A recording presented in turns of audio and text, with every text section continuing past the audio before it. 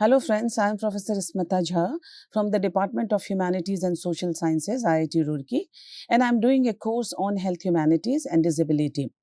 Under this caption, today I am going to discuss Michel Foucault's medical gaze in health humanity, which is indeed very important aspect of the entire discussion. So, Michel Foucault's concept of the medical gaze serves as a foundational pillar in the health humanities, a critical tool for dismantling the reductionist tendencies of modern biomedicine. It is one of the most vital intersections in academic health programs today. So, therefore, it is important to understand the concept. Michel Foucault's medical gaze or clinical gaze is a core concept in medical humanities.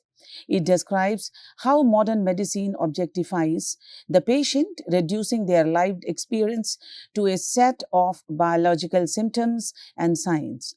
In health humanities, this concept highlights the imbalance between clinical detachment and the patient's subjectivity. So let us know the origins of this concept. First, articulated in his seminal 1963 book, The Birth of the Clinic, Foucault traced how modern medicine underwent a massive shift in the late 18th century. From symptom to anatomy, before this era, doctors relied heavily on what the patient said about their suffering. The new gaze made the invisible visible through dissection and pathological anatomy. Reductionism, the body became a collection of tissues, organs, systems, rather than a whole human being. The Birth of the Clinic, an archaeology of medical perception, is a 1963 book by the influential French philosopher and historian Michel Foucault. Rather than writing a traditional timeline of medical discoveries, Foucault conducts what he calls an archaeology to uncover the shifting structures of power, language, and knowledge that allowed modern Western medicine to emerge at the end of the 18th century. The core ideas outlined in the book include the medical gaze. Before the late 18th century, medicine focused on what patients said about their illness. A doctor would ask, "What is the matter with you?" With the clinic's birth, the question shifted to, "Where does it hurt?" The physician's gaze became a powerful diagnostic tool. The patient's body was treated as an object to be visually mapped, dissected, and decoded, reducing a unique human being to a collection of biological systems. Shift from classifying to localizing disease. This reflects the shift from old medicine to new medicine. Old medicine, which is called nosology, diseases were viewed as abstract essence or plants. Doctors tried to categorize them into families or species based on superficial symptoms. New medicine or pathological anatomy. Disease became physically anchored inside the organs and tissues of the body. The rise of autopsies allowed doctors to link a person's living symptoms directly to the lesion found on their corpse after death. So, coming to the institutionalization and power, Foucault tracks how the French Revolution structurally recognized hospitals into teaching clinics. The hospital ceased to be just a place of charity or quarantine. It became an elite laboratory where the poor were observed and treated in exchange for serving as raw data to produce medical knowledge. Why does it matter? Foucault argues that the modern clinic did not just find better ways to heal people. It completely altered how human beings perceive life, death, and themselves. It established medicine as a massive apparatus of social control and institutional authority, laying the groundwork for how we experience healthcare today. How the medical gaze works. Foucault used the word gaze not just to mean looking at someone, but as a specific style of seeing that carries immense authority and alters reality. It works primarily through three ways. First, objectification. When a physician looks at a patient through the medical gaze, the patient's individual personality, social status, and emotions are stripped away. The person is mentally separated from their body, and the body is treated as a biological specimen or a machine with a broken part. Making the invisible visible, the medical gaze aims to penetrate the surface of the skin. Historically, this was done via autopsies and stethoscopes. Today, it is driven by technology like X rays, blood tests. The doctor sees the hidden disease, often trusting the technology more than patient's spoken word. Language of power. The gaze translates a patient's subjective suffering into a standardized scientific vocabulary. For example, a patient saying, "I feel a heavy, crushing weight in my chest," is translated by the medical gaze into acute myocardial infarction. Power shifts entirely to the professional who holds the code to this language.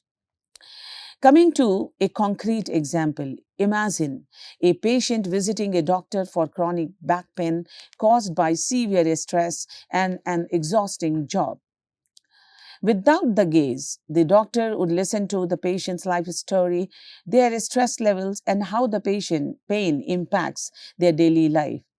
Through the medical gaze, the doctor isolates the spine. They order an X ray or MRI, look at the physical alignment of the vertebrae, and look for structural abnormalities. The stress, the job, and the emotion toll are filtered out as noise because they cannot be visually or physically measured by clinical tools. Understanding the medical gaze in health humanities, and health humanities use Foucault's framework to show students and practitioners exactly how medicine can stripe away a patient's humanity and reduce them to just numbers or their illness, disability, which can have considerable psychological effects on the patients as well as on the empathy and caregiving of the caregiver or clinicians. Some of the ways to understand medical gaze include perspective, such as the reductionist filter. Foucault argued that the medical gaze isolates a patient's symptoms into strictly biomedical paradigms, filtering out personal narratives, emotions, and life circumstances. Objectification, as mentioned before, instead of seeing a complete human being, the gaze reduces the individual to a walking pathology, transforming them into localized clusters of tissues, organs, or genetic markers. Visualizing the bias, humanities courses use visual artifacts, historical illustration, and medical photography to demonstrate how medical professionals are trained to see bodies as machines rather than as people. Coming to the relevance in health humanities. If we talk in terms of relevance in the health and medical humanities, the medical gaze serves as a critical lens for examining modern clinical practices and the biases implicit in treatment and diagnosis. It provides a framework for several vital discussions. First, the imbalance of power. Foucault argued that the gaze places all knowledge and therefore power in the hands of the physician, treating the patient merely as the object of observation. Biomedical versus illness narratives. The medical gaze tends to filter out a patient's personal, social, and emotional life story, which is exactly where fields like narrative medicine and the health humanities seek to restore the patient's voice. Dehumanization in technology, as the gaze has evolved to include advanced imaging, that is, X rays, MRI scans. Some humanities scholars warn that doctors risk treating the scan, chart, or data point rather than the human being experiencing the illness.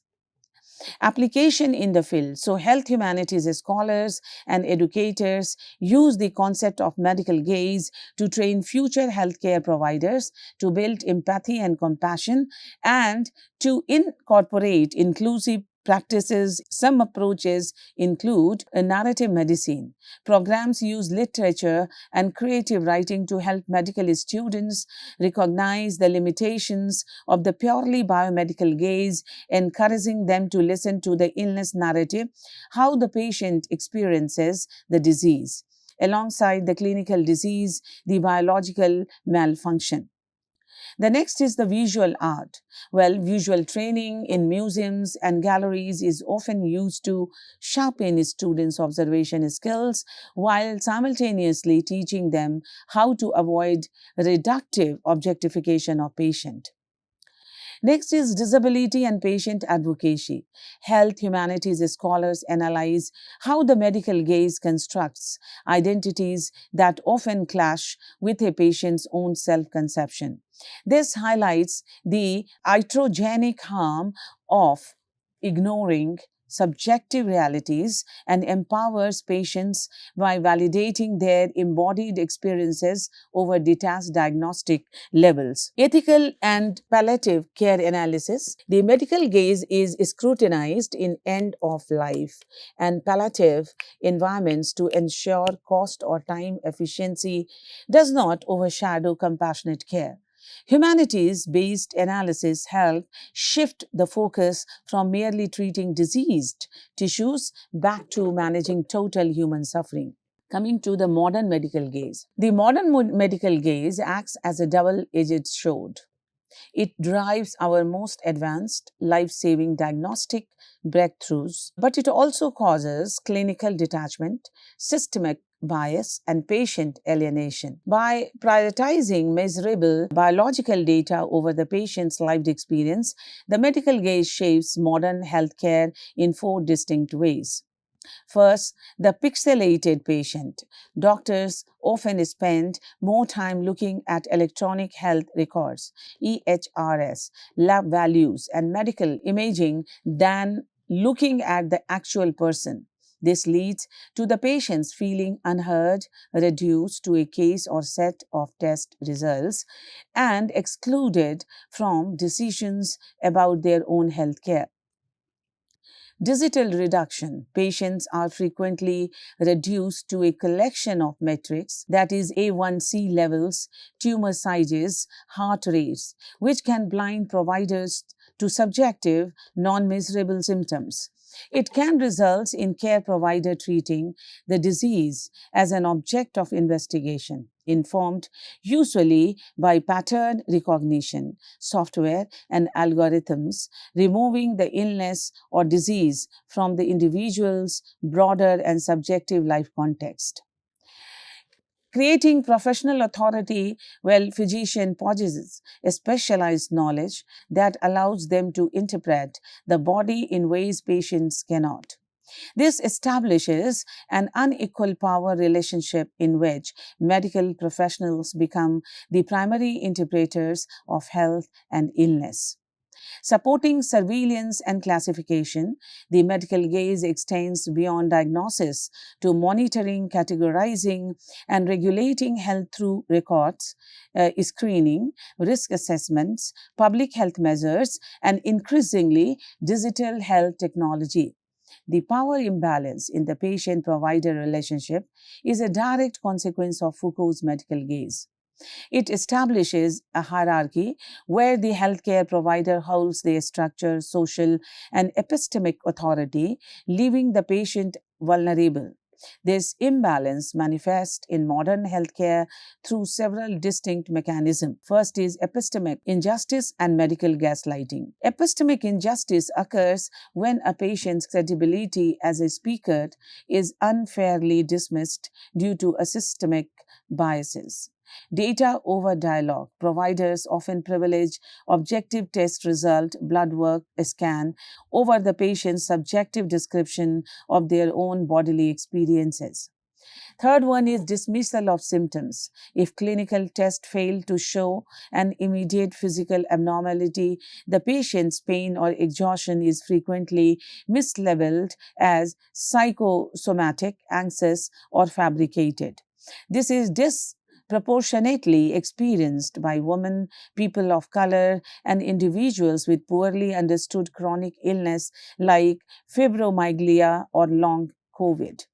Because doctors are viewed as the primary experts on the body, patients' own knowledge of their symptoms and experiences may be dismissed or undervalued. This can contribute to misdiagnosis, particularly among groups whose symptoms do not fit standard medical expectations and may reduce patients' involvement in decisions about their care.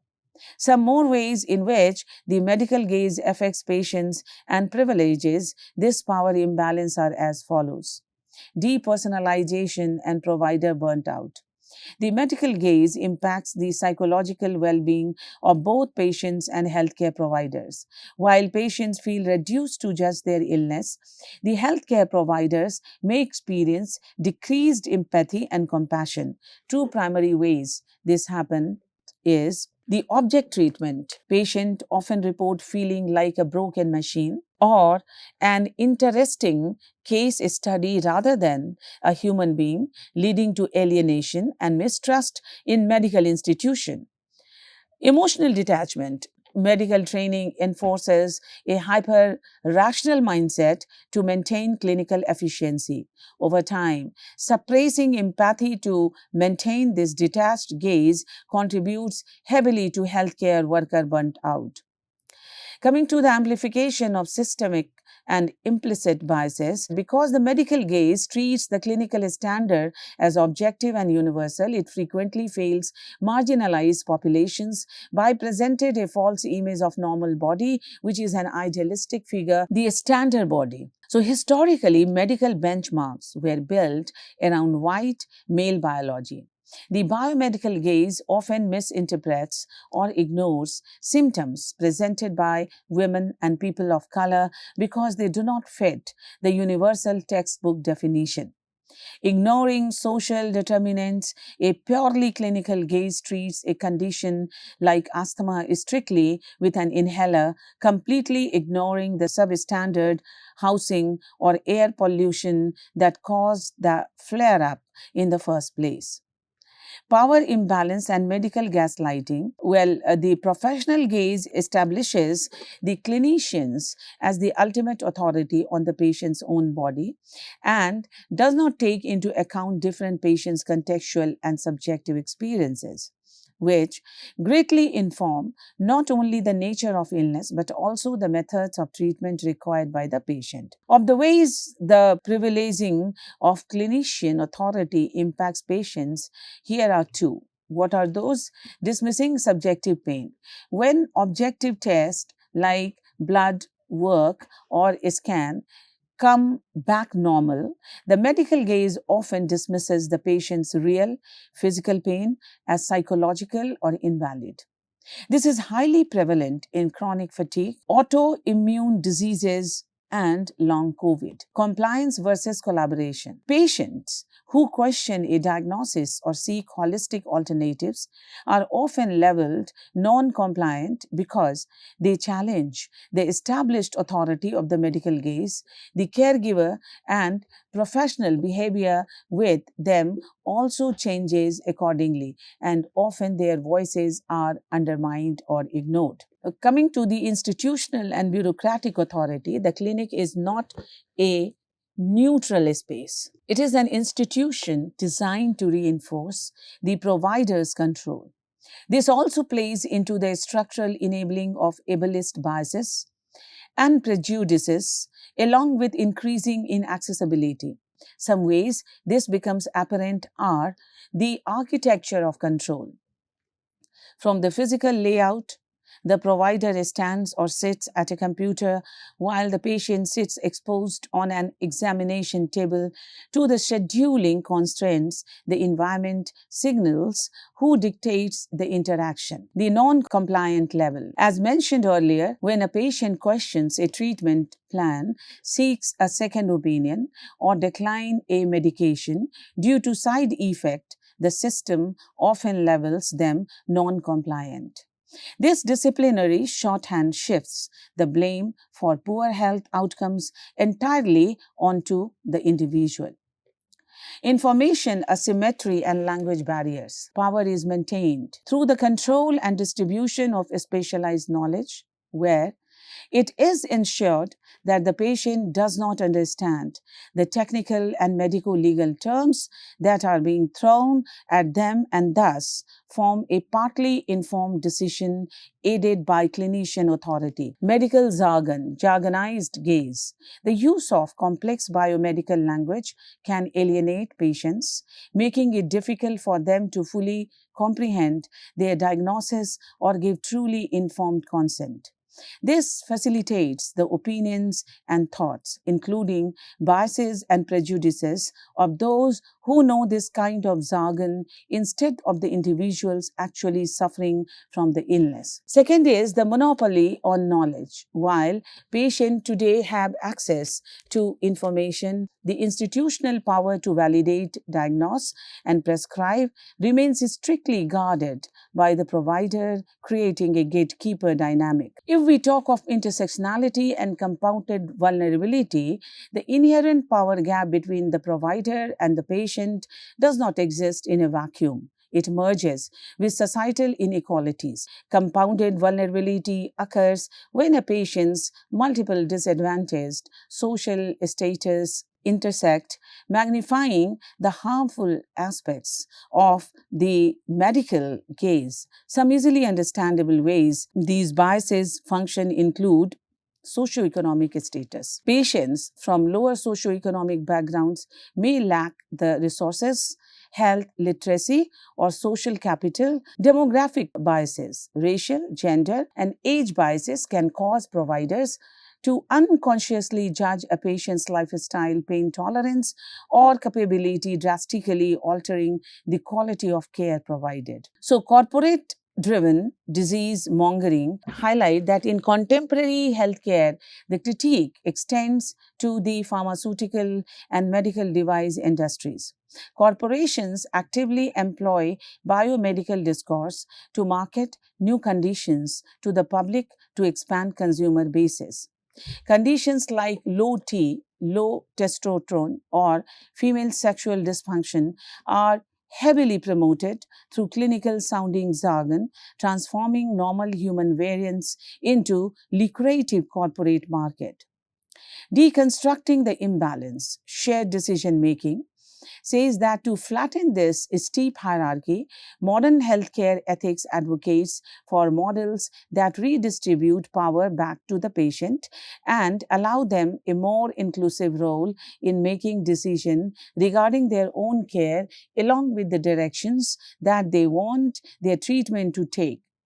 Some such models and approaches include shared decision making, a collaborative process where the provider acts as the expert on the medical data while the patient acts as the expert on their own values, preferences, and lifestyle. Trauma informed care, an approach that actively recognizes a patient's past vulnerabilities and histories, shifting the clinical questions from what is wrong with you or to what happened to you. So the counter movement, person-centered care, says that modern healthcare is actively trying to correct the limitations of the medical gaze through new framework. So narrative medicine, training programs that teach doctors to balance clinical data with active, empathetic listening to the patient story. Patient-reported outcome, incorporating the patient's own assessment of their quality of life directly into clinical trials and treatment plans, including their personal perception, ideas, requirements in curing methods, and other important information, ensuring their voice carries measurable weight. Coming to the common methodologies for addressing medical gaze. In recent years, as awareness about the medical gaze has increased, several methodologies have begun to be used to address it and its functioning in clinical setting, and these includes discourse analysis, studying clinical language to find hidden biases, racism, or sexism that function and directly or indirectly affect the patient. close reading, analyzing medical textbooks, acts, or polishes as cultural texts reflecting inherent prejudices in their focalization, understanding, and conclusion. Archival research uncovering how marginalized groups were treated in past medical institutions and how this impacted the groups and marginalized individuals in question. Impact of addressing medical gaze on healthcare. While medical gaze has had its significant effects on healthcare and socio-cultural perception of illness, the recent attempts to address it has resulted in some small but substantial positive changes. Some of the ways these changes manifest are exposing implicit bias, helps clinicians identify unconscious racism, sexism, or ableism in patient care. Improving health equity drives policy changes by proving that clinical outcomes depends heavily on social justice. Amplifying patient voices values the lived experiences of marginalized groups over rigid institutional data. When Michel Foucault's concept of the medical gaze is viewed through Kimberly Crenshawn's framework of intersectionality, it reveals instead multiple overlapping social identities such as race, gender, class, disability, and citizenship status intersect to create compounded vulnerability within healthcare settings. When the reductionist medical gaze meets systemic bias, marginalized patients experience uniquely layered forms of clinical operation. Well, this is all for this lecture. In the next one, we will discuss concepts such as the myth of the universal gaze, how modern technology changes the gaze, the eye patient cartography, and the shift from classifying to localized disease in context of the medical gaze. So let us meet in the next lecture with a new topic. Thank you.